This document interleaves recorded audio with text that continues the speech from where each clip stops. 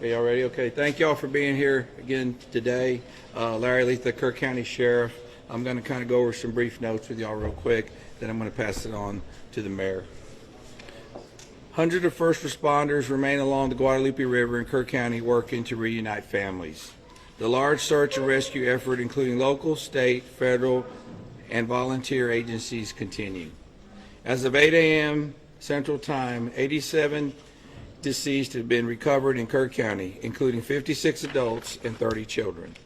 Identification is pending for 19 adults and 7 children, with 1 additional person still unidentified. At present, 5 Camp Mystic campers and 1 counselor still remain unaccounted for.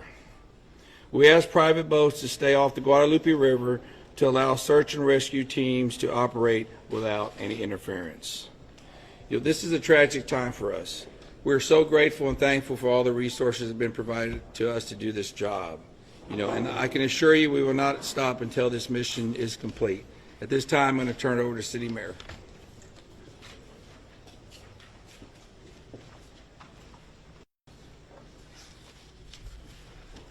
Thank you for being here. I'm Joe Herring Jr. I'm Mayor of the City of Kerrville. I want to reassure our community and those families that the city, the county, the state, and the federal experts are working together, not separately, but as one team. If you go inside the Emergency Operations Center, you don't see silos. You see one team. I want to talk briefly about in-kind donations. The outpouring of generosity has been tremendous, and we are grateful. We are working on a new system to accept donations, and when those plans are complete, we will post them online on the city's Facebook page. We are grateful. We need a new system to handle the generosity of the world. Financial donations can still go to communityfoundation.net. That's the community foundation of the Texas Hill Country. Again, we are grateful for the generosity of the world. Over and over, I've asked you to pray. It occurred to me that I haven't asked you for what to pray specifically. Please pray for those who mourn, for those who wait, and for those who help. Now I'd like to call on Lieutenant Colonel Ben Baker.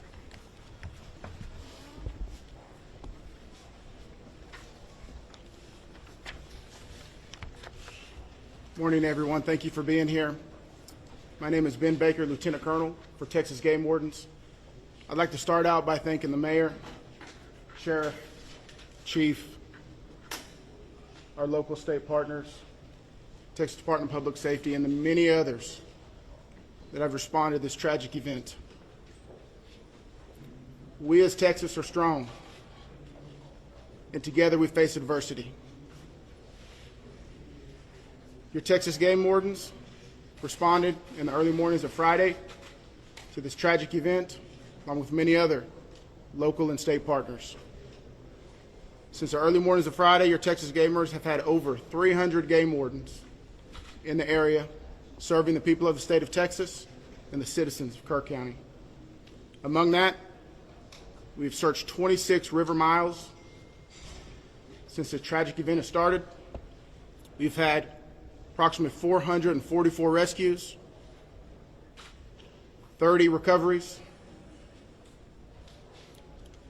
Some of our resources and assets we have dedicated to this tragic event include 2 helicopters with hoist teams, 12 drone teams, 10 K-9 units, 9 swiftwater boat crews, 15 airboats, 16 UTVs, and 169 four-wheel drive vehicles. Your Texas Game Wardens will remain here in serving the community. We just ask you to continue to pray for the victims, for the families, for your first responders, for everyone involved. We'll open it up now to questions.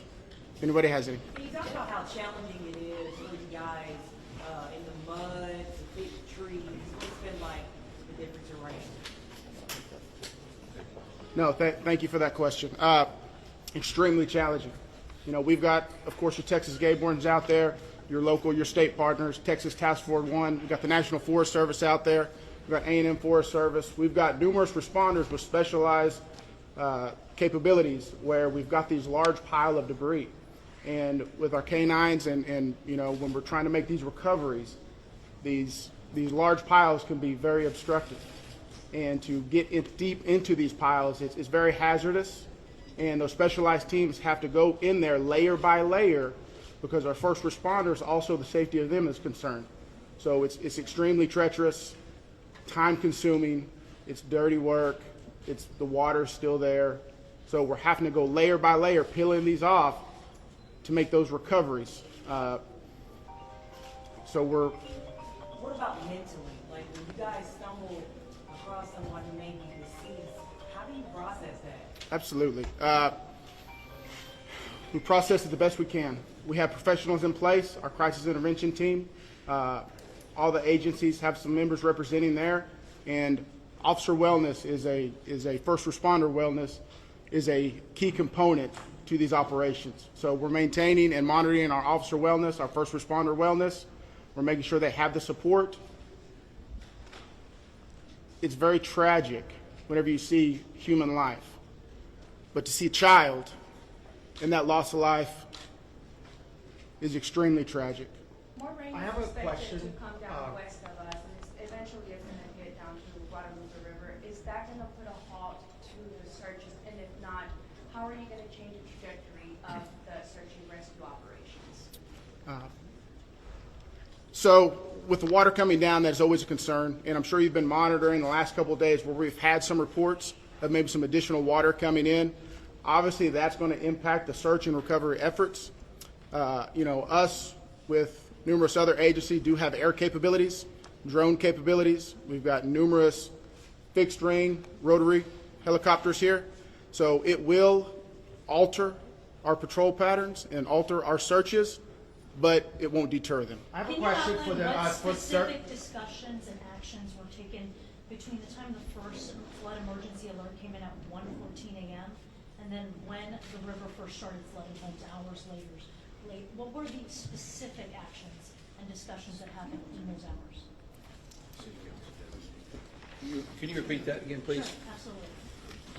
I would like to know if you could outline, please, what the specific actions and discussions were that local officials took between 1:14 a.m., that's when the first flood emergency alert came out, and hours later when the river first started flooding.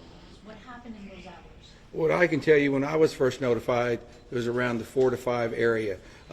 One of my sergeants was in dispatch when the first calls started coming in, the actual 911 calls come in. like at 4 in the morning. It was between 4 and 5 when I got notified. Okay, but prior to that, in that 3 to 4 area, my understanding is, and we're in the process of trying to put a timeline. You know, that's going to take a little bit of time. As I've told you several times, that is not my priority this time. There's 3 priorities. That's locating the people out there, identifying and notifying the next of kin. That is what I'm taking as my job as sheriff here to do. Okay. With all due respect, sir, I think that the community here is asking these questions. What happened? When did it happen? Was the emergency manager awake at the time? Did they push the button to issue an emergency alert? Sir, it's not that easy when you just push a button, okay? There's a lot more to that. And we've told you several times. So did it happen, sir? I can't tell you at this time, You okay? can't tell me if the emergency manager of the county Sheriff, actually issued an emergency Sheriff, alert. okay, Sheriff, who Shimon, is just give me a second. Emergency Answer the question. Operations Center? Who Let runs him answer the question. the Emergency Operations I'll come back to you. Center? I'm going nowhere. Appreciate it. Who runs the Emergency Operations Center? We have a communication center, a dispatch, okay? We have a communication center. That's where the calls actually go to the police department, then they're forwarded to Right, us. but leading up to this, in monitoring the weather, there's, in any large city, in any state, there's an Office of Emergency Management that is monitoring the weather, that is watching and listening and getting briefings. Who was getting those briefings in this city, in this county?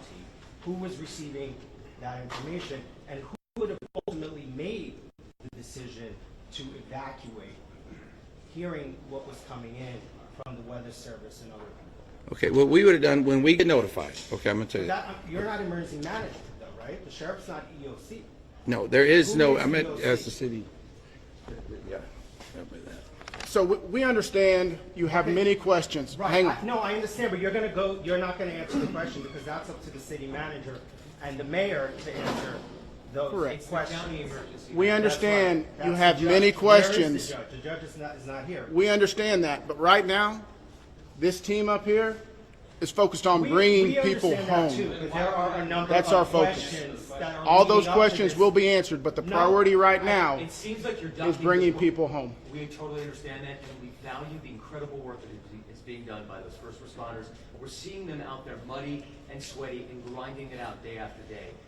But your community is asking these questions. And we will Was your get emergency answers. manager in the county Right now, awake at all the of our time? resources are Did they focused issue an You alert? should be able to to answer recovery. who was in charge of the emergency operations center at the time that was getting any briefings. Do we have another question? If any I do. briefings. I think I'd like to focus on what local people can be looking for. We're looking at some erosion in roads and safety in them traveling. What can we tell people who live here right now and what they can do in their daily life? Should they worry about traveling on roads? Do we know anything about that infrastructure? Sure, absolutely. Jonathan Lamb, Kerrville Police Department.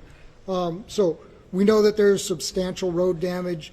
Some roads have been closed for safety. We've got crews out there in the county shoring them up and making sure that people can travel to and from. What we're asking for the public to do to assist us is if they believe that they have seen someone, a victim, notify emergency services. Call 911, let us know, or use our non-emergency numbers, area code 830-257-8181. Contact our dispatch team and we will send officers out there. We also ask folks to limit their travel. Our first responders have had a very difficult time getting to where they need to go because of the amount of people who are flooding our roadways. We understand there's natural curiosity.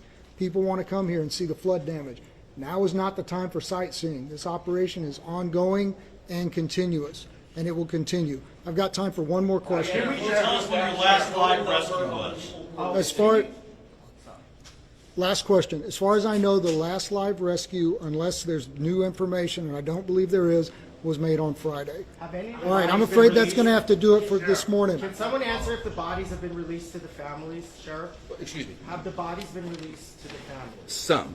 I mean, Some. they're an autopsy. I mean, How many are still missing? We have an estimate among the general population, not just the girls from Mystic, even just credible reports, is it hundreds still? Is there any estimate among the general population of how many people are still No, missing? I've told y'all several times, it's hard to know that number. No, we don't. I know the numbers that we have found, and that's all I know. You still don't want to tell us who was All running? right, so we're going to continue our operations. The next time that we're going to be in front of y'all will be at 5 p.m. right back here. If there is a critical update, again, we'll provide that information to you through the contact list that you have provided to us. Thank y'all. We appreciate it.